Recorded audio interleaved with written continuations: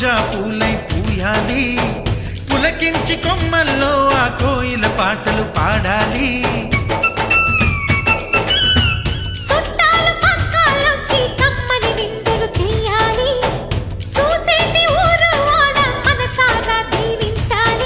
నలుగురు కలిసి చేతులు కలిపి మన కలలన్నీ పండించాలి.